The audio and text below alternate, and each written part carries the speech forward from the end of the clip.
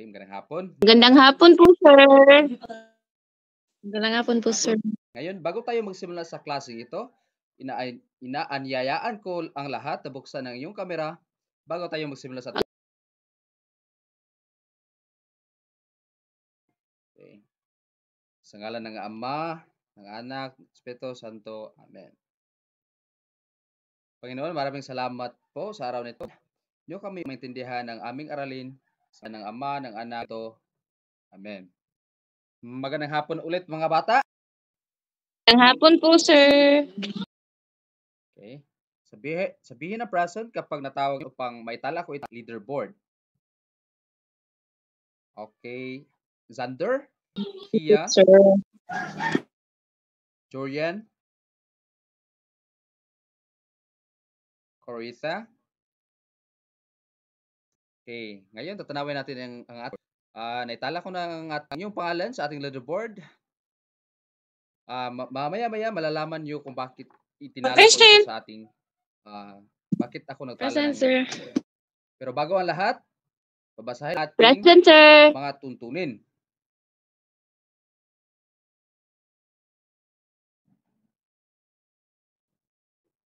Una, itaas ang inyong virtual na kamay kung nais ninyong sumagot. Pangalawa, i-unmute lamang ang inyong sarili kung ikaw ay tinawag. Malinaw ba mga bata?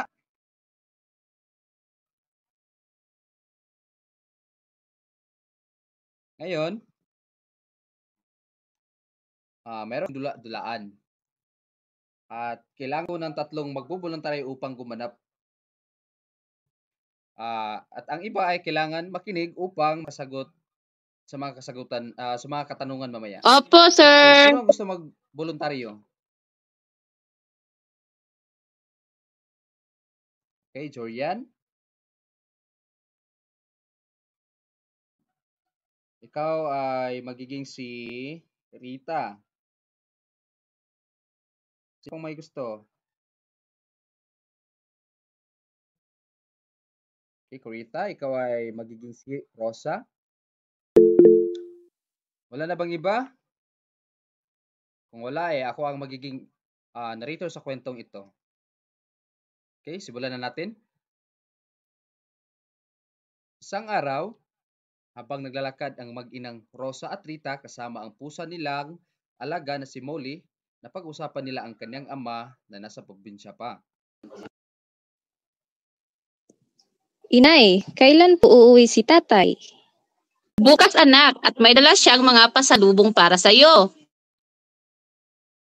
Talaga, inay? Yehey! Oo, anak. Tara na sa plaza. Mag-aano po tayo sa plaza, inay? Manonood tayo ng araw ng mga puso. Okay. Para sa mga nakikinig, may katanungan ako sa inyo maliban sa mga nagbubulog.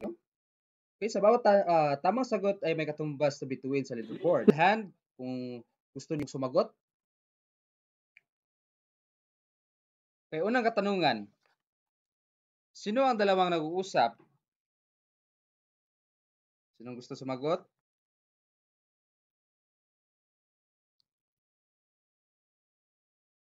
Okay, Sander, maaari mo bang sagutin ito? Okay, Corita. Rita at Rosa po. Tama. Pangalawang katanungan. Sino ang kanilang pinag-usapan? Tatay po ni Rita. Tama. Pangatlong katanungan. Saan nagbakasyon ang kanyang tatay? Sa probinsya po, sir. Tama.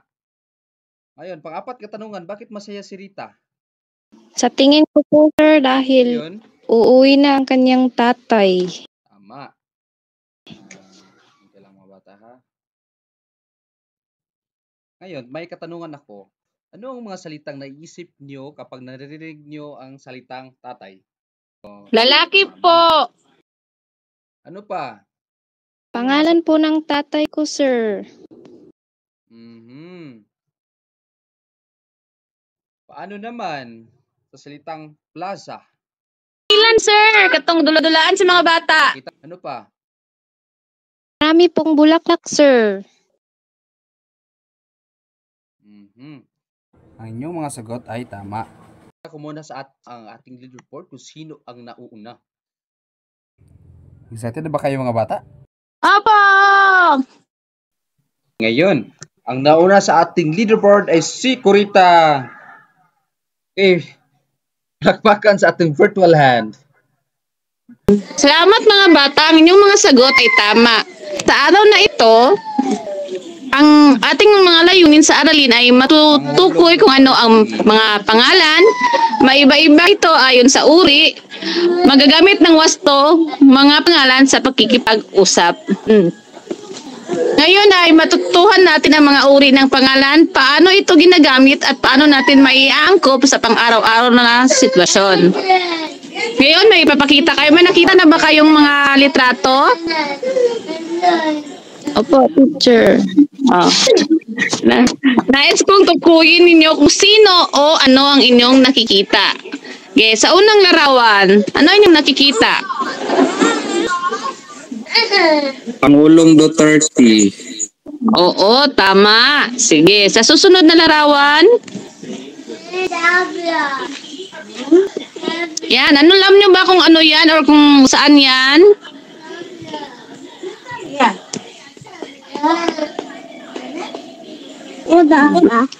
Lunita Park. Ito, teacher. No, Luneta Park. O, ang parke. Sige, ito, susunod. Susunod na larawan. To, ano? Alam nyo ba kung ano to?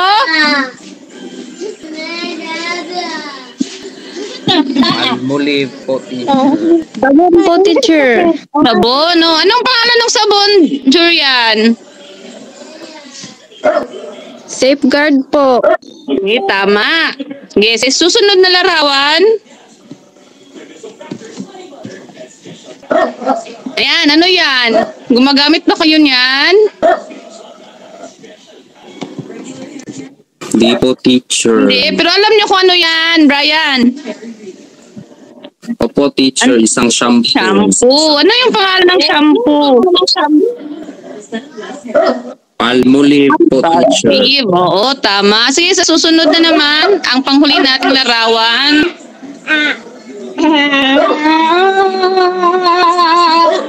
Yan, ano yan?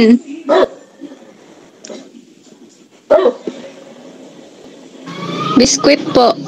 Biscuit. Oh, biscuit. At ang pangalan ng biscuit ay? Hansel. Oh, Hansel. Oh, tama. So, base sa inyong mga ibinigay, ang mga pangalang Duterte, Luneta Park, Palmolive, Safeguard, at Hansel ay halimbawa ng mga pangalang pangtangi o tukoy. At samantala, yung mga salita namang pangulo, sabon, shampoo, biskwit, at parke ay halimbawa ng mga pangalang pambalana o karaniwan. Ang mga pangalang pangtangi o tukoy ay pangalan ng tao, bagay, hayop, lugar, at pangyayari. Ang mga pangalang pantangi o tukoy, kung ito ay mga tiyak na pangalan at karaniwang nagsisimula sa malalaking titik. Na kung napansin nyo kanina, di ba, yung mga pangalan ng Palmolive, Safeguard, Hansel at Duterte ay nagsisimula sa malalaking titik. Kaya nyo bang magbigay ng mga halimbawa pa ng pangalang tukoy o tiyak? Sino makapagbibigay? Sino ang may aso dito? Jurian, no? Anong pangalan ng aso mo, Jurian? Dami po, ma'am. Oo, Brownie. Oo, ito ay isang halimbawa ng pangalang pangtangi.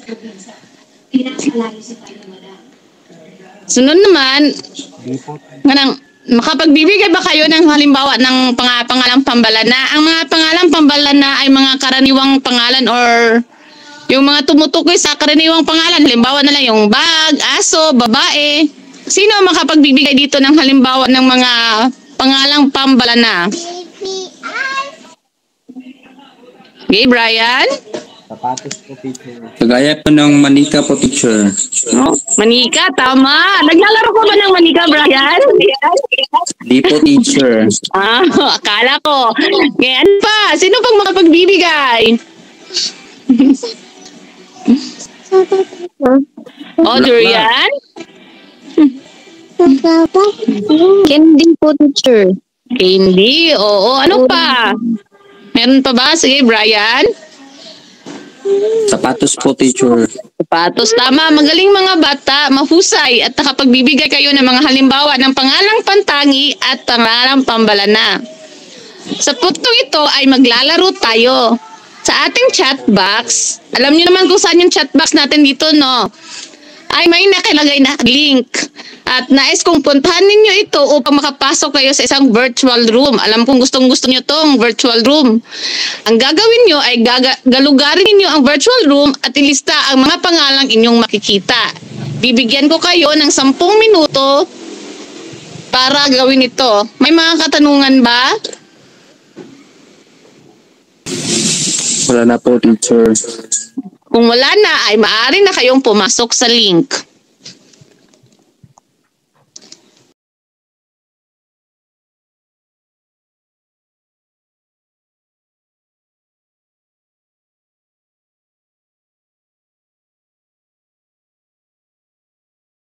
Okay, maaari niyo na mulan ang inyong paghahanap ng mga pangalan.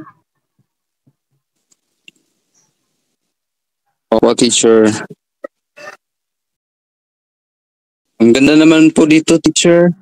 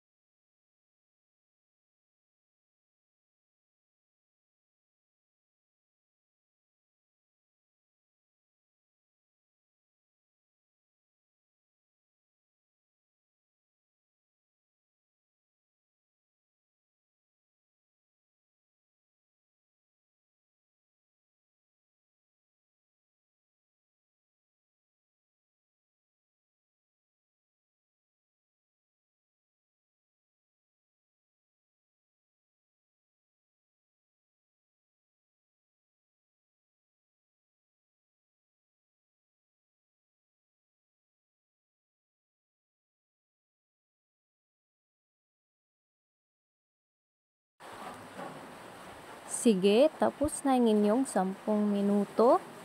Inaanyayahan ko ang lahat na bumalik na sa ating Google Classroom. Nakabalik na ba ang lahat? Okay, mabuti. Nag-enjoy ba kayo sa ginawa niyong paglalaro o paghahanap ng mga pangalan sa virtual land? Opo, ma'am. Kung gayon, sigurado akong marami kayong nailista. Tama ba ako? Opo, marami po. Opo, marami po, ma'am. Mabuti naman. Kaya ngayon, tatawagin ko kayo isa-isa upang ipresenta o ibahagi ang inyong mga nailista na mga pangalan at tukuyin ninyo isa-isa kung ito ay pantangi o pambalana. Nakuha ba? Opo, ma'am. Sige. Una muna tayo kay Corita. Nakakita po ako ng Jollibee, ma'am.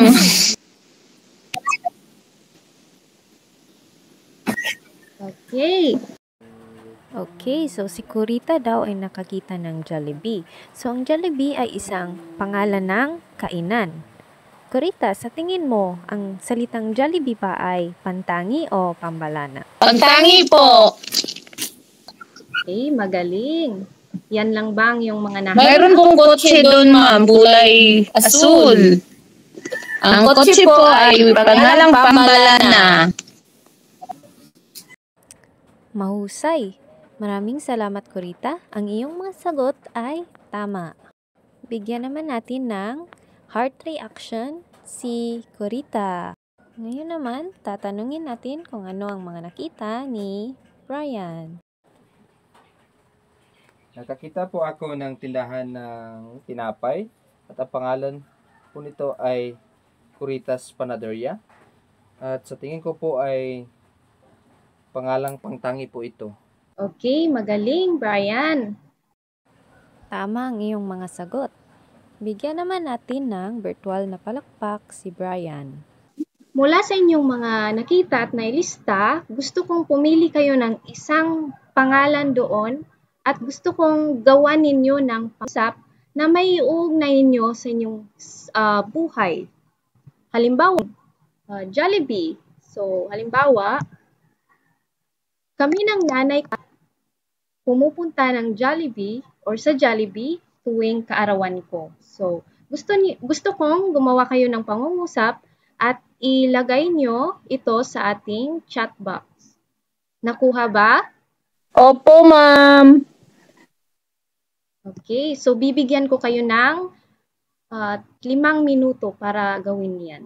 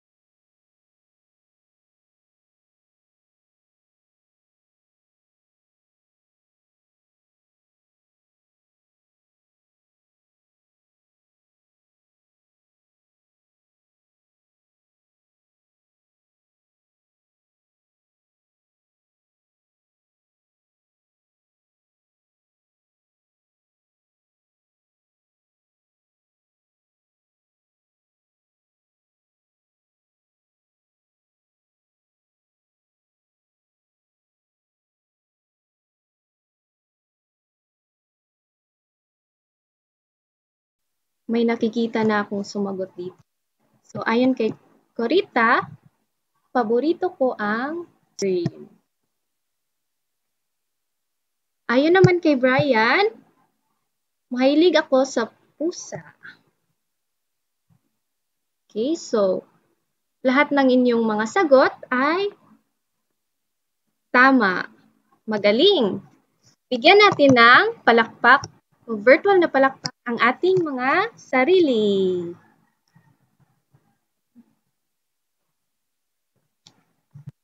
Kayo naman, dahil nakasagot kayo sa aking mga katanungan or sa aking ipinagawa, tatanungin ko kayo kung ano ang naintindihan nyo or ano ang pangalan. Itaas ang inyong mga kamay kung nais nyong sumagot. Okay, Corita? Ang mga pangalan po ay pangalan ng tao, hayop, bagay o pangyayari.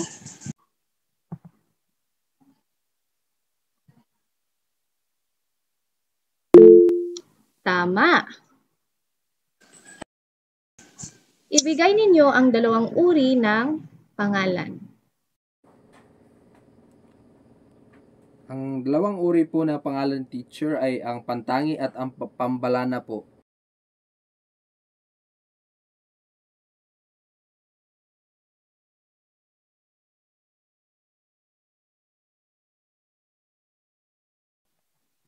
So, ano naman ang pangalang pantangi?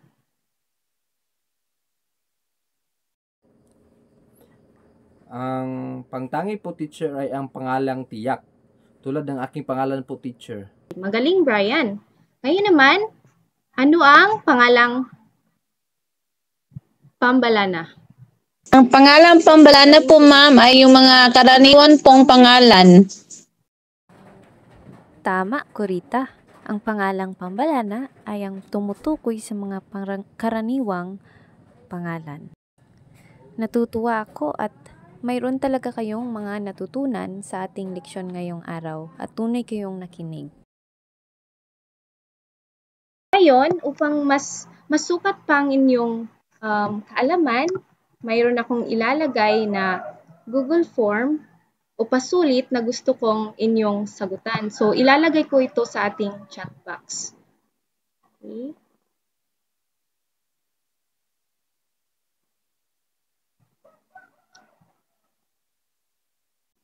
Bibigyan ko kayo ng 10 minuto upang sagutan ito. So, maaari nyo nang simulan ang inyong. Brian, mayroon ka bang tanong? Okay. Magsimula na kayo. Wala na po, teacher. Hala.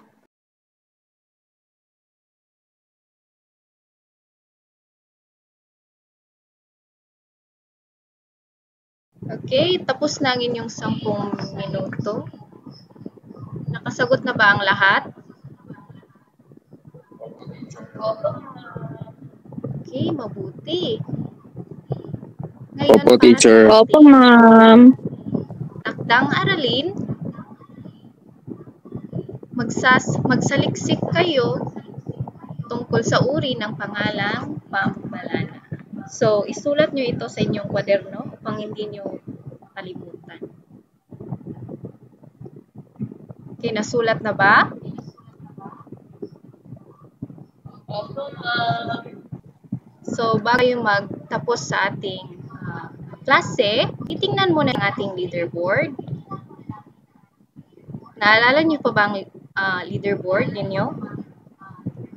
O mga score ninyo kanina? Opo, ma'am. Okay. Ayan, titingnan natin. So, ang nangungating leaderboard ay si Corita. Bigyan ng palakpak si Corita. Okay, wala na ba kayong mga katanungan? Opo, ma'am. Opo, ma'am. Okay, mabuti. Wala na po. Wala na po, ma'am. Diskusyon ngayong hapon. Paalam sa lahat. Paalam po, Ma'am Jordan. Paalam po, Ma'am Jurian. Opo, ma'am.